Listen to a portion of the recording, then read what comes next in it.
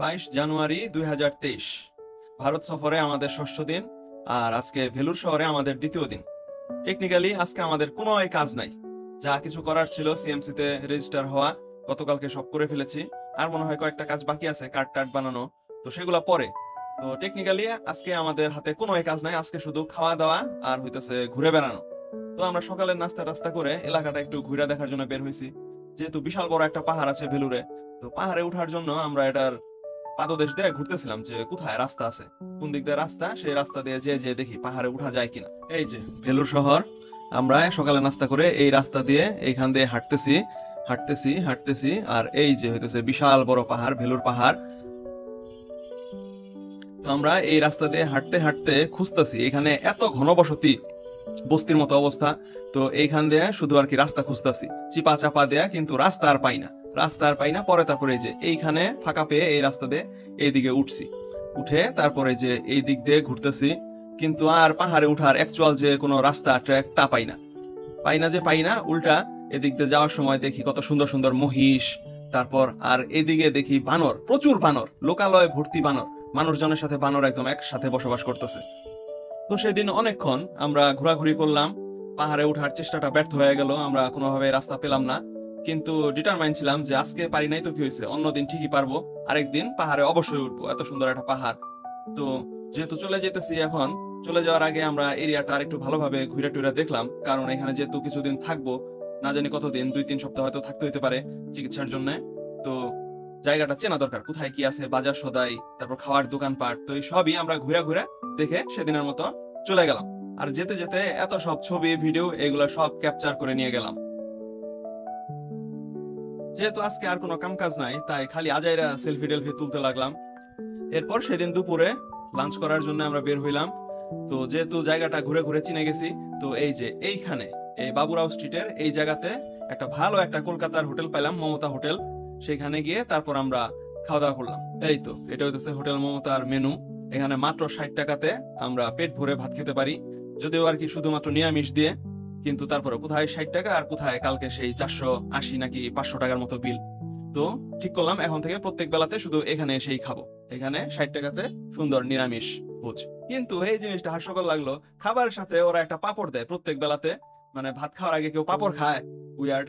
তারপর সেদিন বিকেলেও আমরা হাঁটতে বের হইছি, হাঁটতে হাঁটতে আমরা এই যে এদিক দিয়ে আবার হাঁটলাম। তারপর এই যে এখানে যে একটা ড্রেন আছে খুবই নোংরা, এই রাস্তার ধারে এইখান দিয়ে যখন আমরা হাঁটতেছি, তখন দেখি যে এইখানে একটা হচ্ছে এই যে লাস্সি হাউস।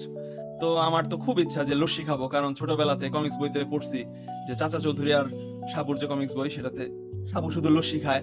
তো আমার ওই জন্য লস্যি খাইতে ইচ্ছে করলো। তো পরে আমি আর মামা আমরা দুজন দুইটা লস্যি নিলাম। সারা জীবন শুধু পড়ে গেছে যে সাবুর লস্যি খায়, আজকে আমিও লস্যি খাবো। এই যে লস্যি খাইতেছি।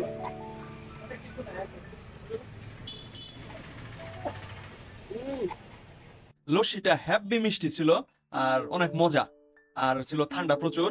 তো খেয়ে প্রাণটা পুরো জুড়াই গেছে, যেহেতু সারা বিকাল হাঁটছি। তো এরপরে লস্যিটা খেয়ে একদম প্রাণটা জুড়াই গেছে। লস্যি খেয়ে রিচার্জ হয়ে আরো ঘোরাঘুরি, এবার আর হোটেলে ফেরত যাই নাই, আরো ঘুরতে লাগলাম। মামা একটা গয়নার দোকান দেখে মামির জন্য কিছু জিনিসপত্র পছন্দ করলো। তারপর আরো এদিক ওদিক দিয়ে চিপা চাপা দিয়ে ঘুরে টুরে আমরা দেখলাম কোথায় ডলার ভাঙানো যায়, সব দোকানপাট সবকিছু চিনে টিনে। পরে তারপর রাতের বেলা আমরা ডিনার করে তারপর হোটেলে চলে গেলাম। তো সেদিনের কিস্সা এখানেই খতম। এর পরের দিন 23 জানুয়ারি, দিনটাতে আমরা খুব বেশি কিছু একটা করি নাই, সারাদিন ওই ক্যাজুয়াল ঘোরাফেরা খাওয়া দাওয়া। আর আজকে যা শুধু ভেলুর সিএমসি তে আমরা হচ্ছে আমার যে মামা যে পেশেন্ট, তার একটা অফিসিয়াল কার্ড, সেই কার্ড বানানোর জন্য সিএমসি তে দৌড়াদৌড়ি করছি কয় ঘন্টা। এই তো এই আর হচ্ছে একটা রেস্টুরেন্টে হোটেলে আমরা হচ্ছে বিরিয়ানি খাইছি, কাচ্চি বিরিয়ানি নাকি কি খাইলাম বুঝলাম না, ছাতার মাথা।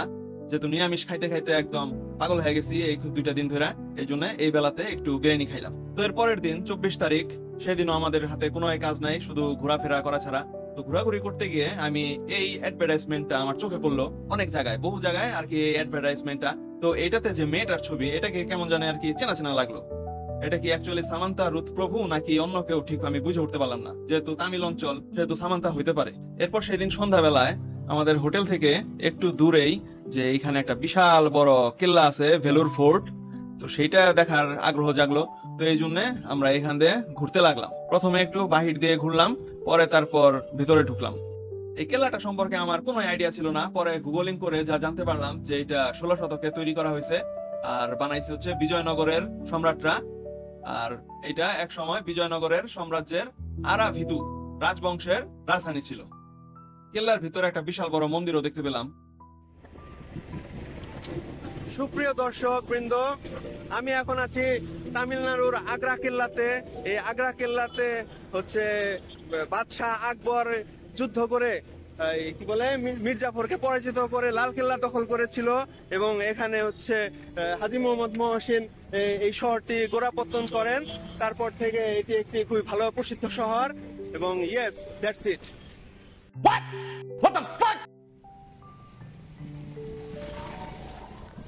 আমরা মহাকালের মন্দির ঘুরে এসেছি। এই যে সেই আগ্রার কেল্লা। আমরা এখন ঘুরে আগ্রার পাগলখানাতে যাব, পাগলাগারদে। এই সুবর্ণ সময়ে একটা সঙ্গীত মনে পড়ে যাচ্ছে।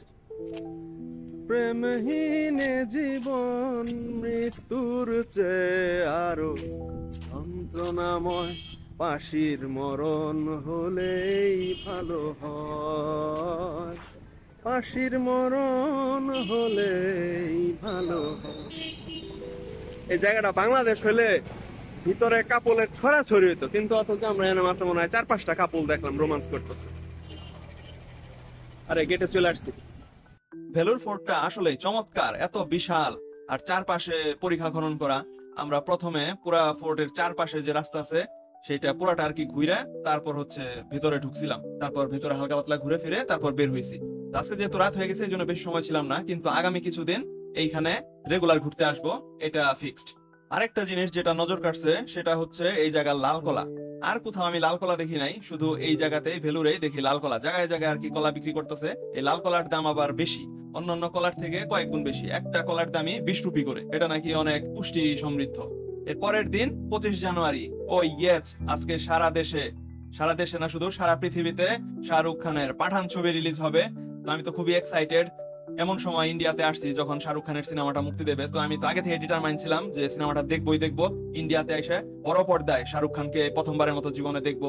মামাকেও বলছিলাম যে মামা চলেন শাহরুখ খানের নতুন ছবি দুজন একসাথে দেখি, কিন্তু মামা যেহেতু সিনেমাটি নামা খুব একটা দেখে না, তো এই জন্য বলে না সে দেখবে না। আমাকে বলছে তুমি একাই যাও।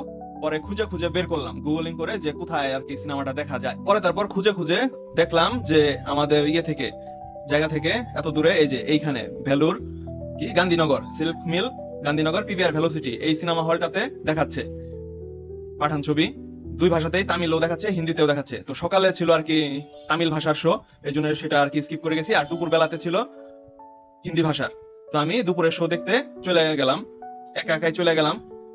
এই যে এখান থেকে একটা গাড়িতে একটা লোকের সাথে, সেও আর কি পাঠান দেখতে যাবে, তার সাথে একসাথে গাড়িতে করে রওনা দিলাম। ভাগ্য ভালো ছিল তাই আরেকজন শাহরুখ খানের মস্ত বড় ফ্যান ভাইটা মুসলিম, সেও আর কি পাঠান দেখতে যাবে। তো আমি যখন আর কি গাড়িতে দামাদামি করতেছিলাম, কথা বলতেছিলাম, সেও জিজ্ঞেস করছে যে আপনিও কি পাঠান দেখতে যাবেন, মানে হিন্দিতে বলছে পাঠান দেখতে যাবেন নাকি। পরে আমি বলছি হ্যাঁ। পরে সেও বলে আমিও তো যেতেছি, তাহলে চলেন আমার সাথে। পরে তারপর আমি আর ওই লোকটা দুইজন মিলে আর কি গেলাম 10 রুপি ভাড়া দিয়ে সিএনজির মতো একটা গাড়িতে হলুদ রঙের। তো যাওয়ার পরে গেলাম পিভিআর ভেলোসিটি। এত সুন্দর, 2 তলা একটা সিনেমা হল, বাংলাদেশের স্টার সিনেপ্লেক্সের থেকেও বেটার। তো এখানে আমরা জোস ছবিটা এনজয় করলাম। মাত্র 205 রুপি আর কি খরচ হয়েছে সিনেমাটা দেখতে। আর এখানে কাগজের টিকেটের সিস্টেম না, কিউআর কোড স্ক্যান করে মোবাইল ফোনের মধ্যে আর কি টিকেট, সেটাই আর কি স্ক্যান করে ভিতরে ঢুকতে হয়। সিনেমা দেখার মাঝখানে মামা বারবার আমাকে ফোন দিছে যে আমি কি অবস্থায় আছি, ঠিক মতো আছি কিনা এটা জানার জন্য। টেনশনে, এরকম বিদেশে আইসা আমাকে একা ছাড়ছে, সে তো টেনশনে থাকতে পারতেছে না। এই জন্য কতক্ষণ পর পরই মামা শুধু ফোন দেয় যে আমি কি অবস্থায় আছি, ভালো আছি কিনা, পরে তারপর কখন আসবো। তো এইসব জানার জন্য মামা বারবার শুধু ফোন দিতে থাকলো।